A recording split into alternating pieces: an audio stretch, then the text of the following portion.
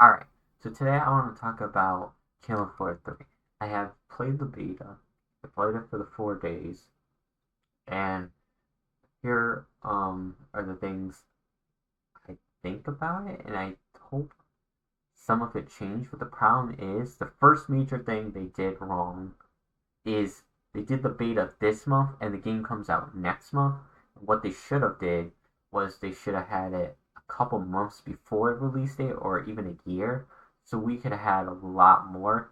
Because there was a lot of issues in the beta.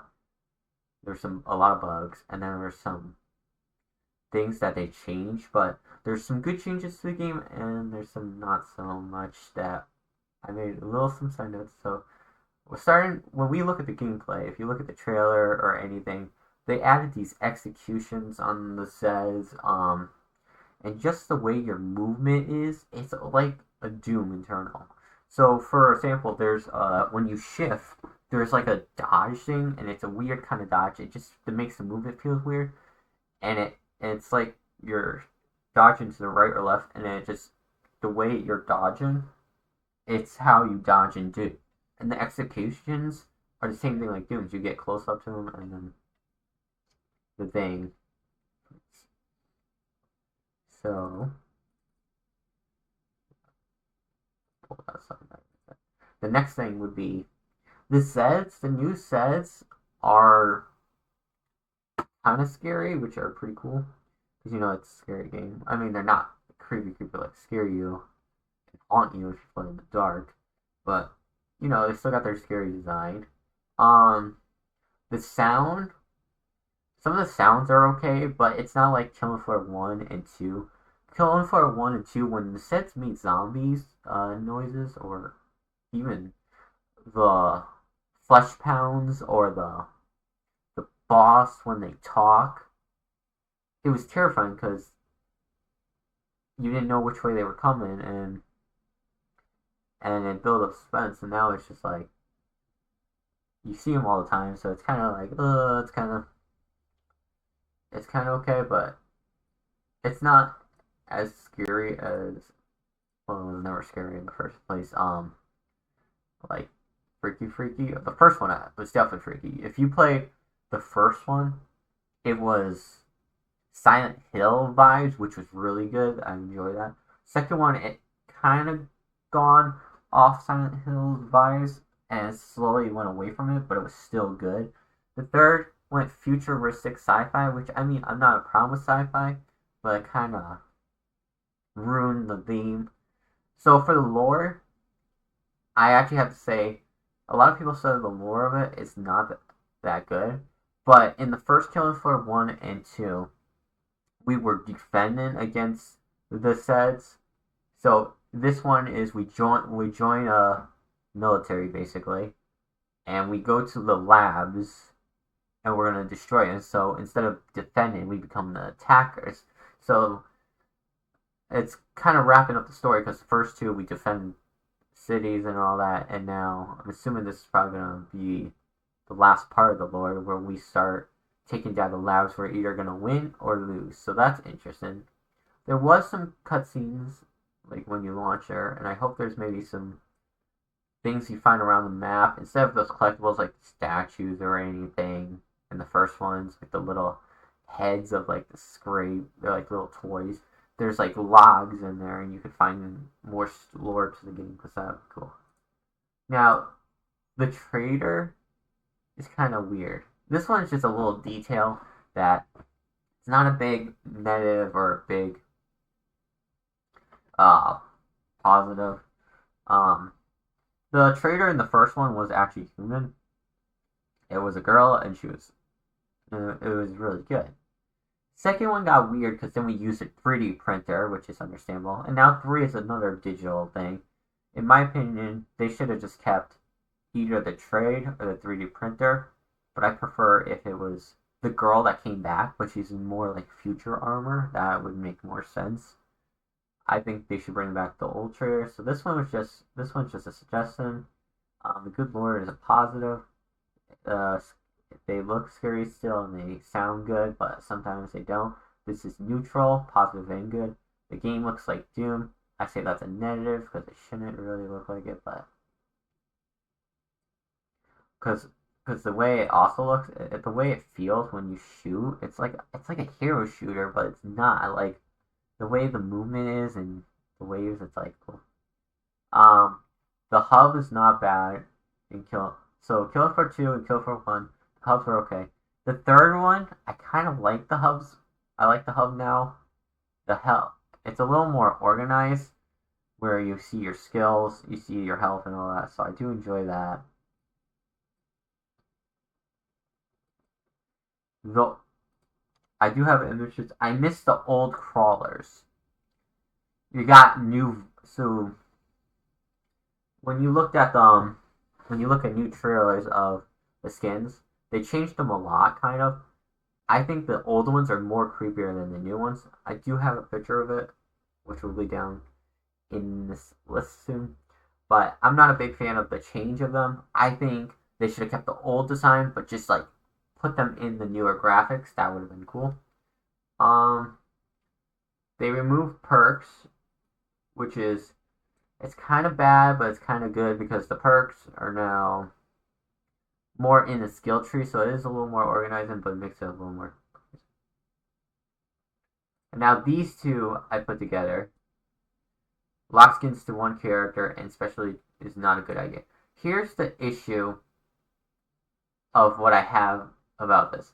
So for the specialist part, so let's say you want if you want to play Frost, or he's not in this game, but he was in the other game. But if he's added later on in this game, DJ Scully, you can't play the characters any class you want.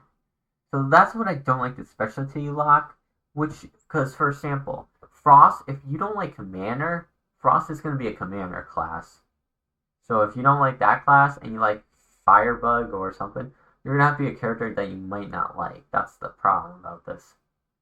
And for example, what they should have did for the specialty, instead of put in, so like lock Commander on Frost, you could play any of the character skins like Frost, if eventually DJ Scully comes to this one, or any other characters, they can play any class. So like you could put Frost as Firebug, Gunslinger, Commander, Demolition, whatever class, because a lot of these classes change, but like they made them smaller, but they're still like your Firebug, Gunslinger, and all that. They should put it so the weapons you have for the classes, like a flamethrower, obviously should be specialized for Firebug class. So the weapons should be specialized in the classes. For like medic, we'll go with medic weapons because before you could just you could use any of the guns, but they should be specialized in those classes. But the characters you could play Frost in any of the class, Commander, Gunslinger, Medic, Firebug, any of those. But the weapons are locked into the specialty. That would be a little more better if they were gonna put the specialty in it. In my opinion, specialty really doesn't need to be a lock thing in, but that's what I think they should change. Characters should not be locked into specialties, and your weapons are. So it'd be more freedom to play any character or skin you want in Commander, Firebug, or any of those. And your weapons, you have to play a certain class to get those weapons. So Firebug will get fire weapons, and that's what I think. This is a big thing I had against the beta. Battle Pass. I mean, yes, we got Battle Passes in every game now, but the problem about this is that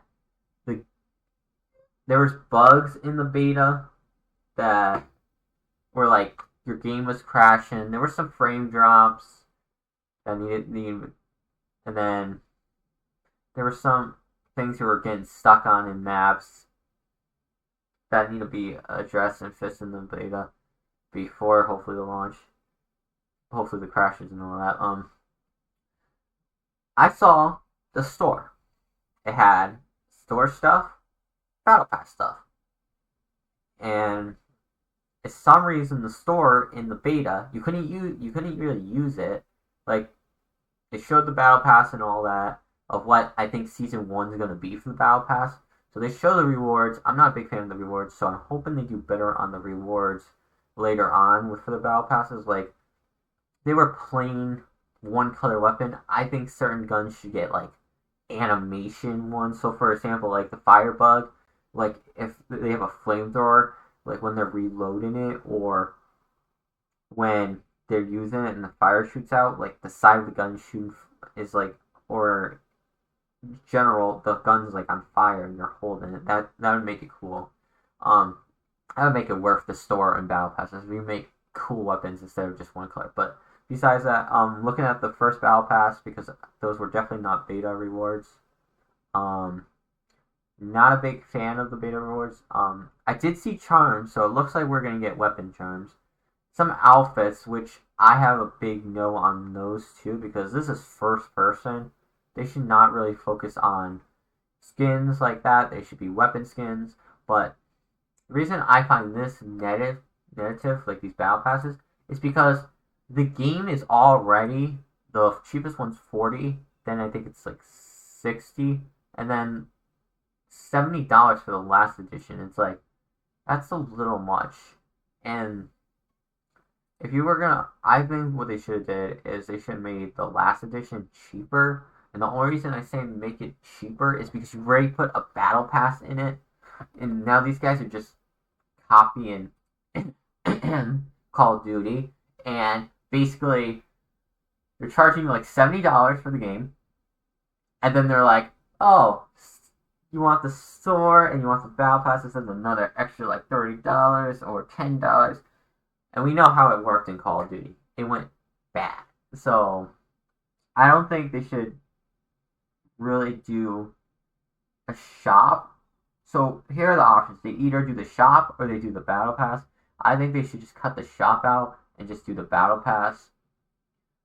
And what they should do for the shop, cheaper DLC. So for example, how like Killing Floor 1 and 2 have DLCs.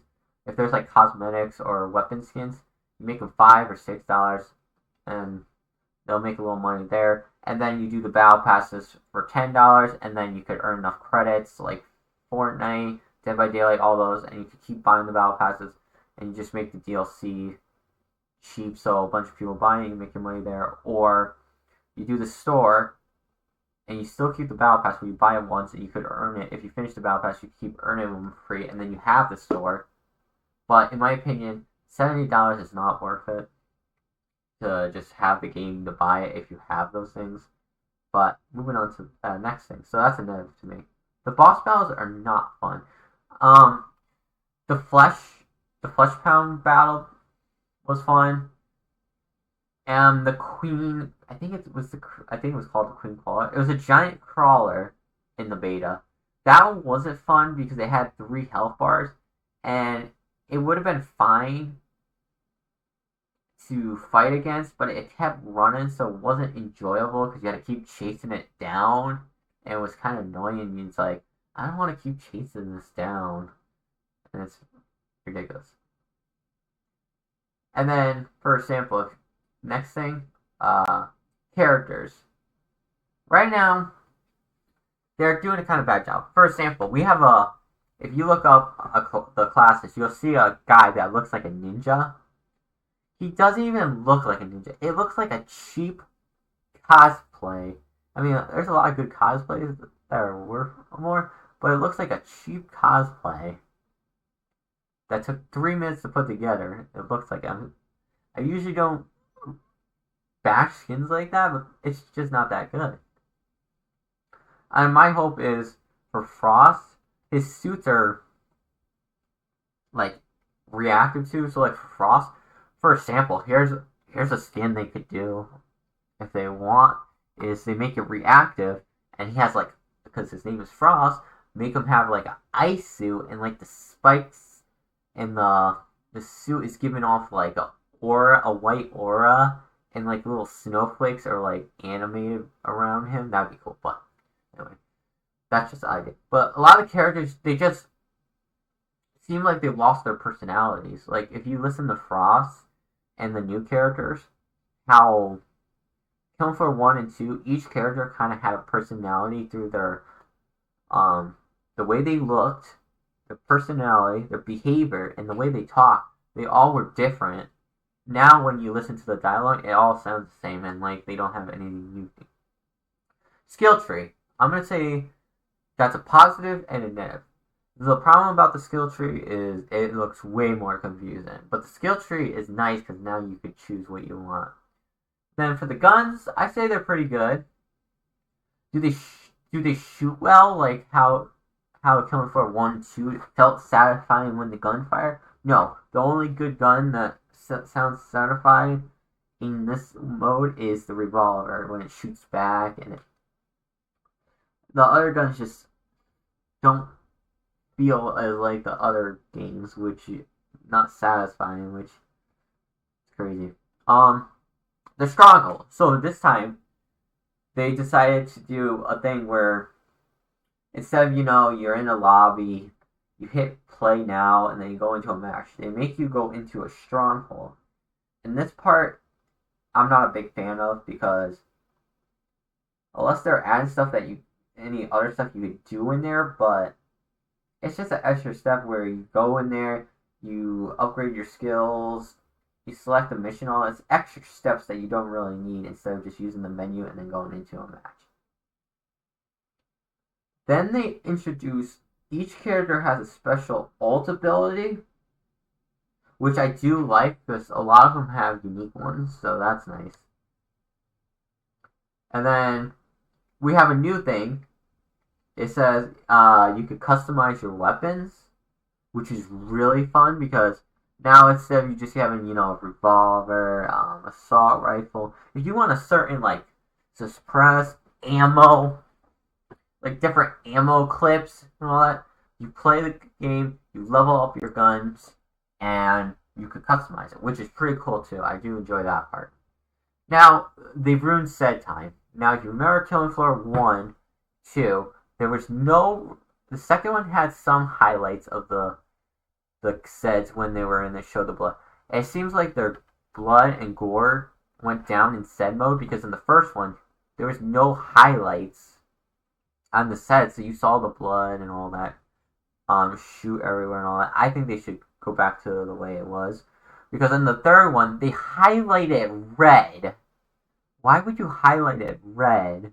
Maybe yellow, but you highlight the seds red, so when you shoot them in slow motion, you really can't see the blood because it's blending in with the highlighted seds. I think they should take that out because the whole point of this game was to be scary, and its gore was amazing, the first one. And now it's like, whatever.